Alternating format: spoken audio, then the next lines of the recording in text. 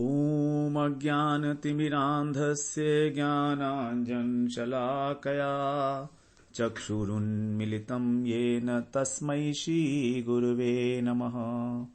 वन्देऽहं श्रीगुरो श्रीयुतपदकमलं श्रीगुरून् वैष्णवांश्च श्रीरूपं साग्रजातं सहगण रघुनाथान्वितं तं सजीवम् साद्वैतं सावधूतं परिजनसहितं कृष्ण चैतन्यदेवं श्रीराधा कृष्णपादान् श्रीललिता श्रीविशाखान्वितांश्च तमादिदेवं करुणानिधानं तमालवर्णं सुहितावतारम् अपार संसार समुद्र सेतुं भजामहे भागवत स्वरूपम्।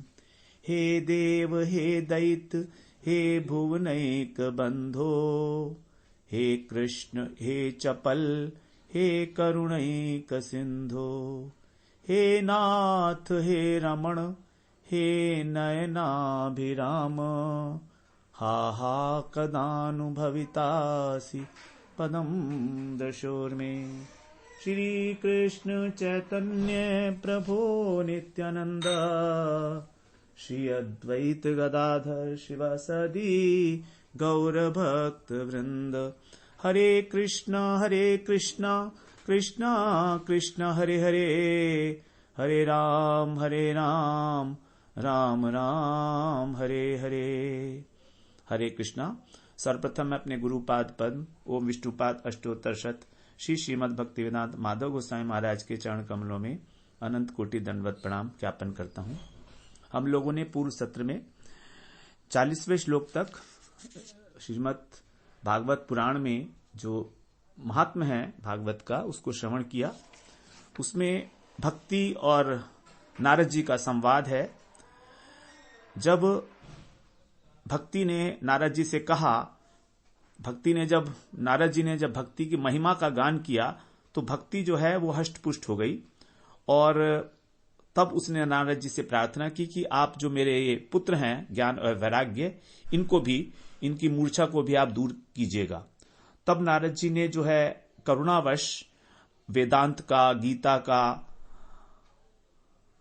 वेदों का बार बार पाठ किया, लेकिन वो नहीं जागे। तभी आकाशवाणी हुई कि हे मुनि, तुम खेद मत करो, तुम इसके लिए एक सत्कर्म करो और कोई महानुभाव तुमको बताएंगे कि वो सत्कर्म क्या है। अब नारद जी को बड़ा विस्मय हुआ, उन्हें आश्चर्य हुआ, उन्हें समझ ही नहीं आया कि वो महापुरुष कौन है, कहां मिलेंगे, कौन सा सत्कर्म है।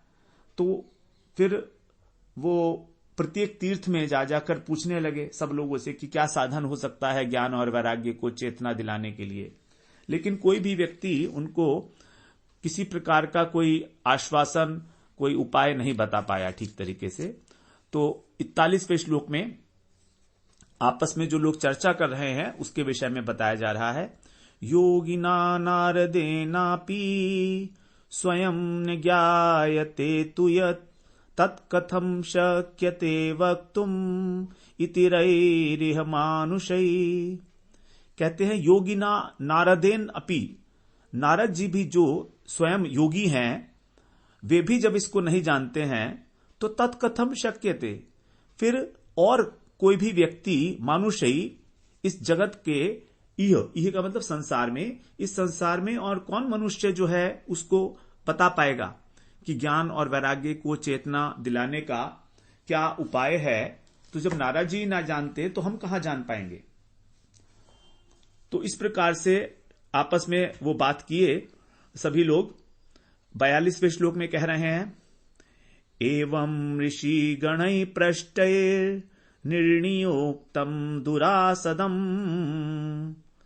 इस प्रकार से जो ऋषियों से पूछा गया, एवं ऋषि गणै पृष्टै, जिन जिन ऋषियों से ये बात पूछी गई, निर्णयोक्तम, निर्णय करके उन्होंने यही कहा कि ये दुरासदम, अर्थात ये जो बात है ये दुरासद, दुरासद का मतलब है जिसको जो पकड़ में ना आ पाए, दुस्साध्य, जिसको पकड़ना मुश्किल है उसी को कहा जाता है दुरासदम।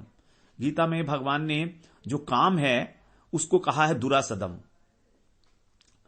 इस प्रकार से जो ऋषि लोगों ने इस प्रकार से जो बातें हैं वो टालम टोल करके और कह दिया कि ये बड़ा विषय कठिन है कि ज्ञान और वैराग्य को किस प्रकार चेतना दिलाई जाएगी।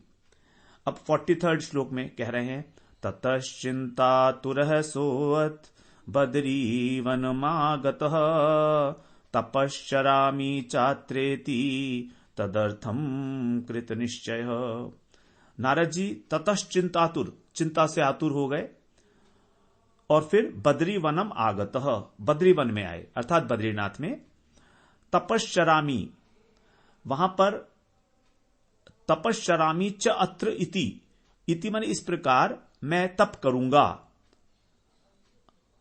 ऐसा सोचकर कृत निश्चय, ऐसा निश्चय करके वो बद्रीनाथ धाम में आ गए तपस्या करने के लिए। तपस्या क्यों करेंगे? उस सत्कर्म को जानने के लिए जिसके विषय में आकाशवाणी ने बताया था। तो तब भगवान को प्रसन्न करके उन्हीं से पूछूंगा मैं तप करके। तब 44वें श्लोक में कह रहे हैं, तावद्दर्श पुरतः सनकादीन मुनीश्वरान कोटि सूर्य समाभासा भासानुवाच मुनि सत्तमः। तभी तावत उस समय ददर्श पुरतः, ददर्श माने देखा, उन्होंने देखा दिखाई दिए सनकादीन मुनीश्वरान, सनकादिक मुनि जो कैसे थे, जिनका स्वरूप कैसा था, सूर्य कोटि सम आभास, सूर्य कोटि कोटि करोड़ों सूर्य के समान दैदीप्यमान जो उनका सुंदर शरीर था, दैदीप्यमान, इस प्रकार से तेजस्वी मुनि सप्तम उनको दिखाई दिए नारद जी को। तो नारद जी को सामने से आते हुए दिखाई दिए। तब नारद जी कह रहे हैं, नारद उवाच 45वें श्लोक में, इदानीम भूरि भाग्येन भवद्भिः संगमो भवत् कुमारा ब्रुवताम शीघ्रं कृपाम कृत्वा ममोपरि। कह रहे हैं मेरा बड़ा भाग्य है, इदानीम इस समय, भूरि भाग्येन, भूरि माने बहुत अधिक, भाग्य माने भाग्य, मेरा बहुत बड़ा सौभाग्य है, भवत भी आप लोग, भवत भी माने आप लोग, संगमो अभवत आपके साथ मेरा संगम हुआ, समागम हुआ, ये मेरा बहुत बड़ा सौभाग्य है। और क्या है, कुमारा ब्रुवता शीघ्रम कृपाम कृत्वा ममोपरि, कह रहे हैं कि आप कृपा करके ब्रुवताम बताइए, शीघ्र ही मुझको बताइए वह साधन क्या है। जो साधन आकाशवाणी ने मुझे बताया है, आप उस साधन को मुझे कृपा करके बताइए कि वो सत्कर्म क्या हो सकता है जिसको करने से ज्ञान और वैराग्य को चेतना आ जाए। तो देखिए नारद जी भक्ति के प्रति कितने करुणा से व्याप्त होकर उसके पुत्रों को जगाने के लिए, तप करने के लिए भी तैयार हो गए हैं। और जैसे ही नारद जी ने ऐसा निश्चय किया, कृत निश्चय, उनको संत की, सनकादिक ऋषि की जो है उनकी भेंट हुई, संगम हुआ। भवन्तो योगिनः सर्वे बुद्धिमन्तो बहुश्रुतः पंचहायन संयुक्ता पूर्वेशामपि पूर्वजा। भवन्तो योगिनः सर्वे, भवन्तो मतलब आप जो योगी हैं वे कैसे हैं, बुद्धिमंतो बहुश्रुता, आप बहुत बड़े बुद्धिमान हैं। आप सर्वे माने चारों ही, आप चारों लोग ही, क्योंकि चार कुमार हैं, चतुसन, सनक, सनंदन, सनत कुमार और सनातन। तो ये जो हैं आप बड़े योगी हैं, आप बुद्धिमान हैं, बहुश्रुता, आपने बहुत सारी बातें सुनी हैं, कथाएं सुनी हैं, भगवान से भी कथाएं सुनी हैं। 11वें स्कंद में भगवान कह रहे हैं कि सनकादिक ऋषि मेरे शिष्य हैं। तो भगवान के शिष्य हैं जब चारों कुमार, तो फिर उन्होंने भगवान से पता नहीं कितनी बातें सुनी होंगी। बहुश्रुता। और कैसे हैं, पंचहायन, पंचहायन मतलब आप हमेशा ही 5 वर्ष के बालक रहते हैं, हमेशा दिखते हैं, लेकिन आप हैं कौन, पूर्वेशाम अपि पूर्वजा, पूर्वजों की पूर्वज हैं आप। हायन का अर्थ होता है वर्ष, पंच माने 5, तो पंचहायन, यद्यपि आप 5 वर्ष के दिखते हैं लेकिन आप तो पूर्वजों के भी पूर्वज हैं, क्योंकि ब्रह्मा जी की सबसे प्रथम सृष्टि जो है वो चतुसन है। सृष्टि का आरंभ होते ही ये ब्रह्मा जी के सबसे पहले मानस पुत्र हैं। इनसे ब्रह्मा जी ने कहा था कि आप जो है सृष्टि की रचना करो, लेकिन इन्होंने मना कर दिया। इनकी आयु करोड़ों वर्षों की है, कोई हिसाब ही नहीं है। जब से ब्रह्मा जी हैं तभी से मानस पुत्र होंगे उनके। तो श्रुतियों के अनुसार तो इस प्रकार से इन्होंने जो है मना कर दिया कि हम लोग सृष्टि नहीं करेंगे, हम हमेशा इसी 5 वर्ष के बालक के रूप में ही और तपस्वी होकर ही विचरण करेंगे। 47वें श्लोक में कह रहे हैं क्या करते थे ये चतुसन, बता रहे हैं सदा वैकुंठ निलया हरि कीर्तन तत्परा लीलामृत रसोन्मत्ता कथा मात्रैक जीविनः। बड़ा इंपॉर्टेंट श्लोक है ये। सदा वैकुंठ निलया, वैकुंठ ही इनका निलय है, हमेशा वैकुंठ में ही ये निवास करते हैं। और हरि कीर्तन तत्परा, भगवान के कीर्तन में निरंतर तत्पर, बिना किसी ब्रेक के तैल धारावत भगवान का कीर्तन करने वाले। हरि कीर्तन, निरंतर हरि कीर्तन, जिसको महाप्रभु ने कहा, जो शिक्षाष्टक है उसमें जो भगवान ने महाप्रभु ने कहा है कि कीर्तनीय सदा हरि। 4 प्रकार की महाप्रभु ने उसमें योग्यताएं बताई हैं। तृणादपि सुनी चैन तरोरपि सहिष्णुना अमानि नामान देन कीर्तनीय सदा हरि। तो वही हरि कीर्तन, ये जो चारों कुमार हैं हमेशा भगवान के कीर्तन में, एक जो वक्ता बन जाता है और दूसरा वक्श्रोता बन जाते हैं, बाकी जो 3 लोग हैं वो श्रोता बन जाते हैं। तो इस प्रकार ये चारों ही जो हैं भगवान के रस में लीलामृत रसोन्मत्ता। देखिए, लीलाएं भगवान की अमृत के समान है और उस अमृत रस के अंदर ये हमेशा उन्मत्त रहते हैं, खोए रहते हैं, छके रहते हैं, लीला रस में मस्त रहते हैं। और यही है इनके जीवन का आधार। कथा मात्रैक जीवन है, केवल कथा के आधार पर ही ये जीवन धारण करते हैं। केवल तो कथा में निरंतर लगे रहना, यही इनका जीवन है, यही इनका भोजन है। एक वक्ता होता है और 3 श्रोता होते हैं, और इनके मुख में हमेशा कौन सा वचन होता है वो आगे बता रहे हैं 48वें श्लोक में, 48वें श्लोक में। हरि शरणमेव हि नित्यं येषां मुखे वचः अतः काल समादिष्टा जरायुष्मान बाधते। बहुत इंपॉर्टेंट बात है। हरि शरणम एवं, केवल और केवल एक ही पद इनके मुख में रहता है, हरि शरणम, हरि शरणम, अर्थात भगवान ही हमारे शरण है। शरण का अर्थ होता है घर और रक्षक दोनों। तो भगवान ही हमारा घर है और भगवान ही हमारे रक्षक हैं। इनके मुख में हमेशा यही वचन मिलता है, नित्यम येषां मुखे वचः। इस प्रकार का जो ये वाक्य है, जो ये मंत्र है, वो हमेशा इनके मुख में रहता है, हरि शरणम, हरि शरणम। मतलब जब हमें भगवान मिलेंगे तभी हम अपने वास्तविक घर में पहुंचेंगे, क्योंकि भगवान ने कहा है ना कि जीव मात्र मेरा अंश है, ममैवांशो जीव लोके, जीव भूत है, सनातन है। तो हमारा जो वास्तविक घर है वो भगवान है और भगवान ही हमारे एकमात्र रक्षक हैं। घर लौटकर ही यात्री को आराम मिलता है, चाहे कहीं भी हो जाए। जो घर से निकला हुआ व्यक्ति है, चाहे कहीं भी हो, वो घर पहुंचेगा तभी उसे शांति मिलेगी, तभी उसे संतोष मिलेगा। बस अब घर पहुंच गए, अब कहीं आना जाना नहीं है। तो फिर आगे कह रहे हैं अतः काल समादिष्टा। इसी कारण, कारण क्या है, इनके मुख में हमेशा भगवान का नाम है। अतः इसलिए काल समादिष्टा, जो काल है, जो समय है, इससे जो प्रेरित है, आदिष्टा माने आदेश, आदेशित, निर्देशित। जरा, जरा माने वृद्धावस्था। युष्मान न बाधते, युष्मान माने बहुवचन, इन चारों को न बाधते, बाधा नहीं पहुंचाती। कारण भगवान का नाम। तो इसी कारण जो बुढ़ापा है वो इनको स्पर्श नहीं कर सकता, चारों कुमारों को।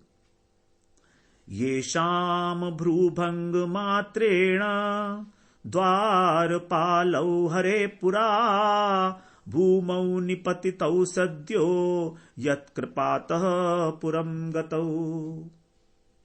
यहां पर एक लीला के विषय में बता रहे हैं। पूर्व काल में, पुरा माने पूर्व काल में, आपके भ्रूभंग मात्रेण, आपके भ्रू भंगिमा से ही, केवल आपकी भ्रुकुटी थोड़ी सी तिरछी हुई तो क्या हुआ? ये शाम, जिनकी भ्रूभंग मात्रेण है, जिनकी केवल भ्रुकुटी के टेढ़े करने से ही, जो भगवान के द्वारपाल थे, हरे माने भगवान, हरि भगवान के वैकुंठ धाम में जो द्वारपाल थे, वे भूमौ निपतितौ, इस भूमि के ऊपर पतित हो गए, सद्यो, तुरंत। और फिर क्या हुआ? यत कृपातः पुरम गतौ, और उनकी ही कृपा से फिर दोबारा से वो वैकुंठ में वापस आ गए। पुरम माने वैकुंठ, और गतौ माने वापस आ गए, पहुंच गए कृपा से। तो किसी कारणवश इन्होंने उनको शाप दिया, जय और विजय जो द्वारपाल थे उनको। इसकी कथा आएगी आगे तृतीय स्कंध में, हम लोग वहां पर इसको श्रवण करेंगे। अभी यहां पर हम लोग इस कथा में नहीं जाएंगे, क्योंकि जब हिरण्यकशिपु और हिरण्याक्ष इत्यादि का जन्म हुआ तो ये जय विजय ही थे। इनके 3 जन्म हुए थे, पहले हिरण्याक्ष और हिरण्यकशिपु, उसके बाद फिर रावण और कुंभकर्ण, और फिर शिशुपाल और दंतवक्र। तो इन जब 3 बार इन्होंने जन्म लिया इस पृथ्वी लोक पर असुर के रूप में, और भगवान के हाथों ही इनका वध हुआ, तीनों का, दोनों का 3 बार। तब फिर ये उसके बाद भगवान के धाम में चले गए। लेकिन ये भगवान की एक लीला थी, वैकुंठ में भगवान की ही एक लीला थी ये, कि किस प्रकार से इन्होंने उन चतुसन को रोककर, जो अंदर जाना चाह रहे थे भगवान के दर्शन के लिए, उनके शाप को स्वीकार किया और इस पृथ्वी लोक पर आए। 50वें श्लोक में कह रहे हैं, अहो भाग्यस्य योगेन दर्शनम भवतामिह अनुग्रहस्तु कर्तव्यो मयि दीने दया परई। नारद जी कह रहे हैं, धन्य है, अहो भाग्यस्य, मेरा बहुत बड़ा भाग्य है। कैसे? कि आपके मुझे दर्शन हुए हैं, आप जैसे योगी उनके दर्शन हुए हैं। भवताम माने आपके, यह माने अब इस समय में आपके दर्शन हुए हैं। अनुग्रहस्तु कर्तव्यो, अब आपका ये कर्तव्य है कि मुझ पर आप अनुग्रह करें, कृपा करें। मई दीनई दया परई, मैं अत्यंत दीन हूं इस समय, और आप लोग कैसे हैं? दयालु स्वभाव के हैं। तो मेरा भाग्य उदय हुआ है कि आपका दर्शन हुआ और आप अनुग्रह करें, क्योंकि मैं भटक रहा हूं दीनहीन की भांति, मुझे अपने प्रश्न का उत्तर नहीं मिल रहा है। तो फिर आप कृपा कैसे करेंगे? आप, क्योंकि आप दया परायण हैं, आप सभी जीवों के ऊपर दया करने वाले हो, तो इस समय मेरी अवस्था को देखकर आपको मेरे ऊपर दया करना शोभा देती है। नारद जी ऐसा कह रहे हैं। 51वें श्लोक में कह रहे हैं नारद जी, अशरीर गिरोक्तम यत् तत्किं साधनमुच्यताम् अनुष्ठेयं कथम तावत् प्रभुवन्तु सविस्तरम्। अशरीरम गिरा, अशरीर का मतलब है जिसका शरीर नहीं है, ऐसी गिरा, गिरा का मतलब वाणी। तो आकाशवाणी में क्योंकि शरीर तो दिखता नहीं है, तो इसलिए उसको कहा गया अशरीरी वाणी। तो आकाशवाणी के द्वारा जो यत तत्किम, जो भी कहा गया, वो तत्किम, वो क्या है? साधनम उच्चिताम, वो कौन सा साधन है जिसके विषय में मुझे आकाशवाणी ने बताया। अनुष्ठेयम कथम तावत, और उसका मैं किस प्रकार से अनुष्ठान करूं, उसका विधि क्या है। प्रब्रुवंतु सविस्तरम, आप विस्तार पूर्वक मुझे अच्छी प्रकार से बताइए। प्रब्रुवंतु, जिससे मेरी समझ में आ जाए, विस्तार पूर्वक आप मुझे वो साधन कैसे, क्या साधन है और उसको कैसे किया जाए। क्योंकि आकाशवाणी ने कहा था कि एक सत्कर्म आपको करना होगा जो आपको कोई महानुभाव, कोई महापुरुष उस सत्कर्म के विषय में बताएंगे। तो अब क्योंकि आप बड़े भाग्य से मुझे मिले हैं और आप दयापरायण हैं, मैं भटक रहा हूं, जानना चाहता हूं कि वो सत्कर्म क्या है और कैसे किया जाए, तो आप कृपा करके मुझे बताएं। भक्ति ज्ञान विरागाणाम सुखमुत्पद्यते कथम स्थापनम सर्ववर्णेषु प्रेम पूर्वम प्रयत्नतः। अब वो साधन किस चीज के लिए है ये बता रहे हैं। भक्ति ज्ञान विरागाणाम, भक्ति ज्ञान और वैराग्य, इन तीनों को सुखम उत्पद्यते कथम, किस प्रकार से सुख की प्राप्ति होगी। उत्पद्यते माने प्राप्ति होना, तो इन तीनों को सुख की प्राप्ति कैसे होगी, अर्थात जो ज्ञान और वैराग्य हैं इनकी मूर्छा कब दूर होगी। क्योंकि भक्ति को तभी सुख मिलेगा जब उसके जो पुत्र हैं वो स्वस्थ हो जाएंगे। तो किस प्रकार से इनका जो दुख है वो मिट जाए। स्थापनम सर्ववर्णेषु, और सभी वर्णों में इनकी स्थापना की जा सके। किसकी? भक्ति ज्ञान और वैराग्य की। प्रेम पूर्वम प्रयत्नतः, प्रेम पूर्वक, तो सभी वर्णों में, अर्थात जितने भी वर्ण हैं, 4 वर्ण हैं, ब्राह्मण क्षत्रिय वैश्य और शूद्र। तो नारद जी यहां पर चारों वर्णों की बात कर रहे हैं। इन चारों वर्णों में किस प्रकार से इन तीनों को प्रेम पूर्वक स्थापित किया जाए। अब देखिए यहां पर नारद जी को चिंता है जगत के प्राणियों की, और नारद जी को ऐसा नहीं चिंता नहीं है, नारद जी को भी चिंता है कि इनका कल्याण कैसे होगा, इन प्राणियों का। इसीलिए तो भगवान के पार्षद जो हैं वही हमको रास्ता बताते हैं। तो नारद जी को हमारी चिंता है और हमें अपनी चिंता नहीं है। हमें अपनी चिंता नहीं है कि हमारा उद्धार कैसे होगा, और नारद जी हमारे लिए चिंतातुर हैं। कितनी अजीब सी बात है। क्योंकि संत का जो हृदय है, तुलसीदास जी बता रहे हैं, संत हृदय नवनीत समाना, कहा कोविद कहा न जाना, निज परिताप द्रवहि नवनीता, पर दुख द्रवहि संत सुपुनीता। पर अपने ताप से तो मक्खन जो है वो पिघल जाता है, लेकिन दूसरे के ताप से संत का हृदय पिघल जाता है। तो नवनीत से भी अधिक कोमल है संत हृदय। नवनीत समाना कह तो गया, दिया गया है, लेकिन नवनीत से भी अधिक कोमल हृदय है संतों का। अब जो सनकादिक ऋषि हैं वो बोलते हैं, कुमारा उचुहु 53 53वें श्लोक में आप देखते रहें ग्रंथ में, माम चिंताम कुरु देव ऋषे हर्षम चित्ते समावह, उपाय है सुख साध्योत्र वर्तते पूर्वएव ही। मां चिंता, मां माने छोड़ दो, चिंता माने चिंता करना, कुरु माने करना। हे देवऋषि तुम चिंता करना छोड़ दो। हर्षम चित्ते समावह, तुम चिंता मत करो, चित्त में अपने हर्ष को लाओ। समावह माने उसको आने दो, ले आओ। सम आवह, उसको ले आओ। क्यों? कारण क्या है? क्योंकि उपाय है सुख साध्यो अत्र वर्तते पूर्व एव ही, क्योंकि उनके उद्धार का जो साधन है वो पहले से ही विराजमान है। जो उनके दुख मिटाने का उपाय है वो सुखपूर्वक हो जाएगा, सुख साध्यो, आसानी से हो जाएगा। कोई बहुत परेशानी की बात नहीं है, और कोई नया साधन भी नहीं है। पूर्व वर्तते एव ही, पहले से ही विराजमान है, वो विद्यमान है। इसलिए तुम चिंता नहीं करो। क्योंकि नारद जी इतने व्याकुल हैं, उन्हें लग रहा है कि पता नहीं कितना बड़ा साधन कुछ करना होगा, करोड़ों वर्षों की तपस्या होगी, क्या होगा। इसलिए वो कह रहे हैं अरे बड़े आसानी से हो जाएगा, सुख साध्यो। अत्र, अत्र माने यहीं पर ही है वो साधन, हम बताने वाले हैं आपको, सुनो।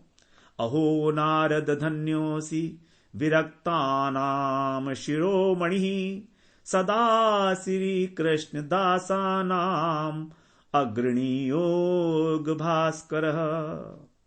प्रशंसा कर रहे हैं नारद जी की। देखिए दो संत जब मिलते हैं आपस में तो एक दूसरे की प्रशंसा करते हैं।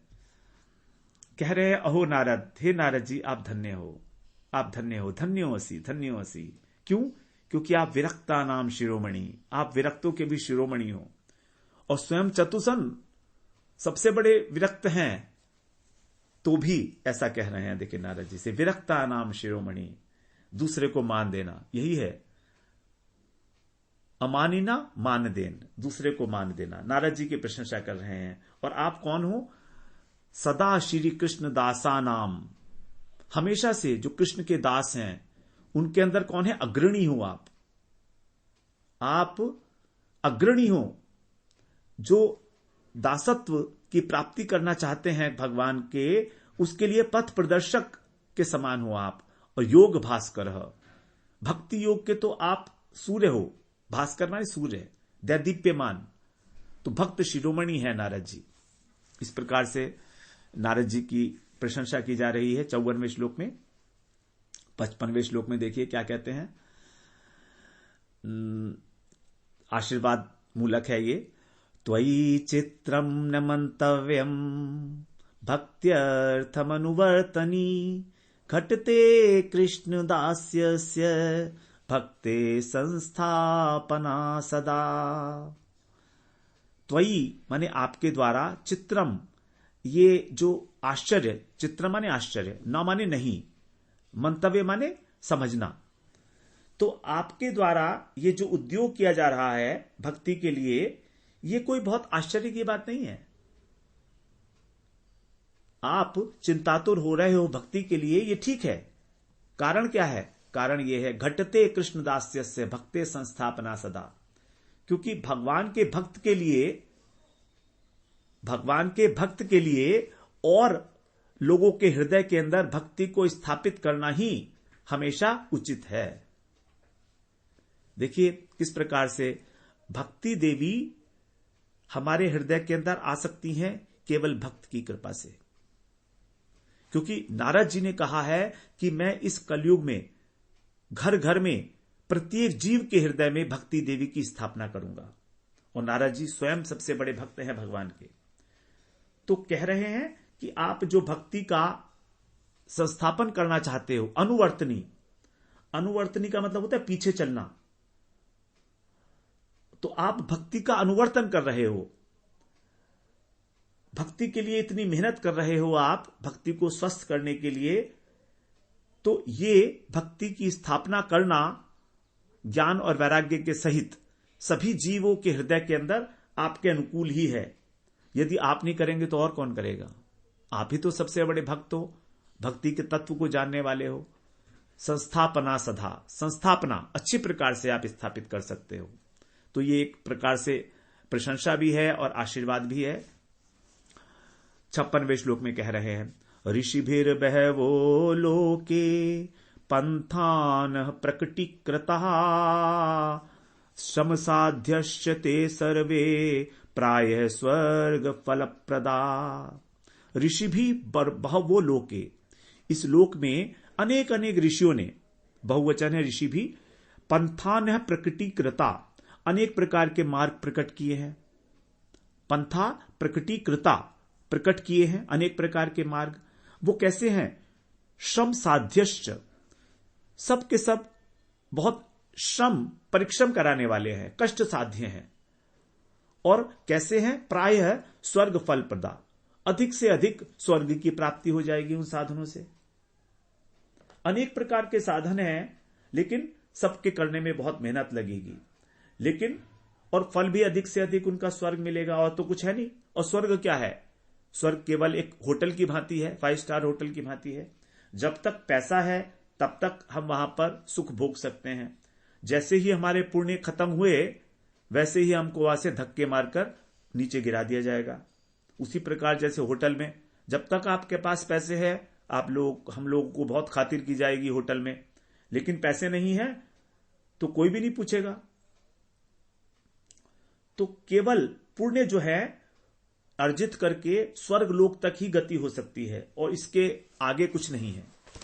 जो ऋषियों ने जो अनेक अनेक प्रकार के धर्म इत्यादि बताए हैं, व्रत तप इत्यादि, उसमें वही देवता जो आपके साथ रह रहे थे आपको भगा देंगे आपके पुण्य के क्षीण होने पर। ते तम भुक्त्वा स्वर्ग लोकम विशालम क्षीणे पुण्य मर्त लोकम विशंति। तो जहां से गिरने का खतरा है वहां पर जो है बुद्धिमान व्यक्ति कभी नहीं जाता है। अब 57वें श्लोक में कह रहे हैं, इंपॉर्टेंट श्लोक है, वैकुंठ साधक है पंथा सतु गोप्यो हि वर्तते तस्योपदेष्टा पुरुष प्रायो भाग्येन लभ्यते। तू का मतलब है परंतु।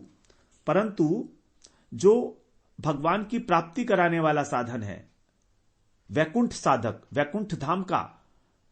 वैकुंठ धाम की जो प्राप्ति कराने वाला साधन है वो अभी तक गुप्त ही रहा है, गोप्यो ही वर्तते, क्योंकि उस साधन को अभी तक किसी ने प्रकाशित ही नहीं किया है, अत्यंत गोपनीय है। गोप्यो जो गोपु रक्षण धातु है उससे बना है, तो उसकी जो प्राप्ति का उपदेश है, तस्योपदेष्टा पुरुष, तो उसकी जो प्राप्ति का उपदेश है वो बड़े भाग्य से मिलता है। प्रायो भाग्येन लभ्यते, जो उसकी उपदेश करने वाला पुरुष है वो बहुत भाग्य से मिलता है। देखिए कितनी बड़ी बात है यहां पर। तो भक्ति का, जो शुद्ध भक्ति का प्रवर्तन कर रहे हैं इस प्रकार जो नारद जी हैं, वो क्योंकि शुद्ध भक्ति की स्थापना करना चाह रहे हैं, तो अनेक अनेक प्रकार के साधन तो बताए जाएंगे हमको, लेकिन शुद्ध भक्ति के विषय में कोई नहीं बताता है। शुद्ध भक्ति के विषय में बताने वाले बहुत कम है, क्योंकि उन्हें स्वयं नहीं मालूम है कि शुद्ध भक्ति क्या है, मिश्रा भक्ति क्या है, गुणीभूता प्रधानीभूता, कहां कहां पर भक्ति में कर्म का, ज्ञान का समावेश होकर और मिक्सचर बना दिया गया है। तो जब तक शुद्ध भक्ति नहीं होगी भगवत प्रेम की प्राप्ति नहीं हो सकती। तस्योपदेष्टा पुरुष है प्रायो भाग्येन लभ्यते, इस प्रकार का उपदेश देने वाला जो पुरुष है वो बड़े भाग्य से मिलता है। 58वें श्लोक में कह रहे हैं, सत्कर्म तव निर्दिष्टम व्योम वाचा तु यत्पुरा तदुच्यते शृणुष्वाद्य स्थिर चित्त प्रसन्नधि। अब कह रहे हैं कि हम आपको, आकाशवाणी ने जो तुम्हें संकेत दिया था, सत्कर्म तव निर्दिष्टम, तुम्हारे को जो निर्दिष्ट किया गया, व्योम वाचा मतलब आकाशवाणी पहले, यत्पुरा वो अब हमको तुमको बताते हैं, तद उच्यते उसको हम बताएंगे, शुणुषु तब उसको तुम सुनो, अद्य माने अब, स्थिर चित्त होकर और प्रसन्न मन से। तो जब हमारा मन स्थिर होता है तभी हम वास्तव में उपदेश को ग्रहण कर सकते हैं। मन की स्थिरता बड़ी आवश्यक है। तो स्थिर चित्त होकर अर्थात एकाग्र चित्त होकर, अन्यथा आप उस तत्व को ग्रहण नहीं कर पाओगे। क्योंकि जब शिष्य गुरुजी से बोलता है कि गुरुजी जो आपने अभी बात कही उसको दोबारा से बताना, तो इसका मतलब है उसने सुना ही नहीं ठीक तरह से। सामने बैठा है लेकिन सुन नहीं रहा है, मन कहीं अन्यत्र है। क्योंकि जब तक मन नहीं होगा तब तक हम किसी बात को श्रवण करते ही नहीं, करते भी हैं तो हमारी समझ में नहीं आती क्या बोला जा रहा है। इंद्रियों के साथ मन को जब तक नहीं जोड़ेंगे तब तक इंद्रियां किसी भी पदार्थ को ग्रहण करने में सक्षम नहीं है। इंद्रियां किसी प्रकार का कोई पाप पुण्य नहीं करती, जब मन उसके साथ मिलता है तभी पाप और पुण्य होता है। तो यदि मन पवित्र है तो पवित्र कार्य होगा, मन अगर पापी है तो पापी कार्य होगा। मन इधर उधर जरा सा भी उठा गया तो हम वास्तव में जो तत्व है उसको रह जाएगा, मिस हो जाएगा हमारा। तो we have to be very alert about it. और प्रसन्न होकर सुनना चाहिए। कोई मजबूरी में जब काम किया जाता है तो उसमें रस नहीं आएगा। और हम यहां पर भागवत के जो अध्ययन कर रहे हैं वो इसलिए कर रहे हैं कि हम इसका रसास्वादन हो, इसको एक एक अक्षर को हम सुने एकाग्रता के साथ, भगवान की सेवा मानकर, क्योंकि ये श्रवण भक्ति है, भगवान की सेवा हो रही है यहां पर। तो जब भगवान की सेवा कर रहे हैं तो हमें रस भी आएगा और धीरे धीरे हमारा मन भी इसमें लगने लगेगा। अब देखिए कितनी आसान सी संस्कृत है, इसमें किसी प्रकार की कोई किसी को भी परेशानी नहीं होनी चाहिए। यदि आप ग्रंथ को सामने रखकर और श्रवण करते रहेंगे तो you will be following what ever I am saying. तद उच्यते शृणुषु अद्य स्थिर चित्त प्रसन्नधि, समाहित चित्त से और प्रसन्न बुद्धि से तुम इस बात को सुनो जो तुमसे कहा जा रहा है, तभी तुमको कृपा मिलेगी। भगवान जो है वो इसको स्वीकार तभी करेंगे जब हम प्रसन्नता के साथ भगवान की सेवा करेंगे। तो श्रवण करना जो है भगवान की सेवा है। और यदि हम एकाग्र चित्त से, प्रसन्न मन से भागवत का श्रवण अध्ययन करेंगे तो ये सेवा हो रही है भगवान की। फिर भगवान इसको ग्रहण करेंगे, और जब भगवान ने ग्रहण किया तो हम पर कृपा होगी। अब आगे बता रहे हैं, द्रव्य यज्ञास्तपो यज्ञा योग यज्ञास्तथा परे स्वाध्याय ज्ञान यज्ञाश्च ते तु कर्म विसूचकः। 59 श्लोक। इसी प्रकार का एक श्लोक जो है गीता में भी है, 4 अध्याय में, बिल्कुल इसी तरीके का है। जब यज्ञों की बात की है भगवान ने वहां पर 12 प्रकार के, द्रव्य यज्ञास्तपो यज्ञा, पहली वाला लाइन बिल्कुल वही है, 4 अध्याय का 28वां श्लोक। स्वाध्याय ज्ञान यज्ञाश्च, ये जो दूसरी लाइन का तीसरा चरण है वो भी वही है। यहां पर कह दिया गया ते तु कर्म विसूचकः, और वहां पे कह रहे हैं यतय संशित व्रतः। तो यज्ञ के विषय में बताया जा रहा है कि द्रव्य यज्ञ जिसमें पदार्थों की प्रधानता है, तप यज्ञ तपस्या करना, योग अर्थात अष्टांग योग का पालन करना, और स्वाध्याय, ये स्वाध्याय भी यज्ञ है, और ज्ञान यज्ञ। तो स्वाध्याय रूपी ज्ञान यज्ञ, द्रव्य यज्ञ, तपस्या और अष्टांग योग, ये सब कैसे हैं? स्वर्ग की प्राप्ति कराने वाले। तेतु कर्म विसूचिकः, विसूचकः मतलब ये सब कर्म हैं। और कौन से कर्म हैं? ये पुण्य कर्म हैं। इन कर्मों से हमारे को स्वर्ग की प्राप्ति हो सकती है। तो स्वाध्याय भी एक यज्ञ है और ज्ञान भी एक यज्ञ है। यज्ञ का मतलब है उपदेश, किसी को उपदेश करना। तो ये सब यज्ञ जो है कर्म मार्ग के अंदर में आएंगे। ये तू कर्म विसूचकः, इस प्रकार से ये सारे इनसे भगवान मिल जाएंगे ऐसा नहीं है। भगवान इनसे नहीं मिलने वाले हैं, ज्यादा से ज्यादा इनसे स्वर्ग की प्राप्ति ही होगी, यही यहां पर बता रहे हैं। फिर जो सत्कर्म है वो अलग चीज है, उसको कह रहे हैं सत्कर्म सूचको नूनम ज्ञान यज्ञ स्मृतो बुधई श्रीमद् भागवतालाप सतु गीत शुकादि भी। इंपॉर्टेंट श्लोक है, यहां पर उन्होंने उपाय बता दिया कि वो सत्कर्म है क्या। सत्कर्म सूचको नूनम, नूनम माने निश्चित रूप से जो सत्कर्म की सूचना देने वाला जो ज्ञान यज्ञ है। 59 में जो है वहां पर ज्ञान यज्ञ को कर्म सूचक बताया था, वो कर्म कांड का एक हिस्सा था, वो केवल ज्ञान कांड है। लेकिन यहां पर जो यज्ञ बता रहे हैं ये ज्ञान यज्ञ अलग है, ये दोनों में भेद है। यहां पर जो ज्ञान यज्ञ है उसका अर्थ है परमार्थ ज्ञान, तत्व ज्ञान। और जो पहले बताया था स्वाध्याय ज्ञान यज्ञाश्च, वहां पर केवल अध्यात्म ज्ञान तक की बात थी, आत्मा परमात्मा के विषय में जानकारी हासिल करना। तो वो केवल ज्ञान है और ये ज्ञान योग है। तो जितना अंतर ज्ञान और ज्ञान योग में है उतना ही अंतर ज्ञान यज्ञ जो कर्म सूचक है उसमें है, और ज्ञान यज्ञ जो मुक्तिदायक है, परमार्थ ज्ञान कराने वाला है, वो अंतर है दोनों में। तो इस प्रकार से जो ज्ञान यज्ञ है वो क्या है? श्रीमद् भागवतालापः, श्रीमद् भागवत का आलाप अर्थात श्रीमद् भागवत का गान करना, यही है सतु गीत शुकादि भी, जिसको शुक आदि महानुभावों ने गान किया है, गाया है। तो श्रीमद् भागवत ही एकमात्र जो है वो ज्ञान यज्ञ सत्कर्म है जिसको तुम्हें करना होगा। तो कर्म यज्ञ, कर्म मार्गीय जो यज्ञ हैं उसके अंदर हवन कुंड होती है, सामग्री, विधि, मंत्रोच्चारण, यजमान, पुरोहित सब होंगे। लेकिन जो भागवत है ये ज्ञान यज्ञ है। भगवान ने कहा ना कि ज्ञान यज्ञ के द्वारा, मैं ज्ञान यज्ञ के द्वारा पूजित होता हूं यदि आप गीता का अध्ययन करते हो। उसी प्रकार से जो भागवत का अध्ययन करते हैं वो भी ज्ञान यज्ञ है।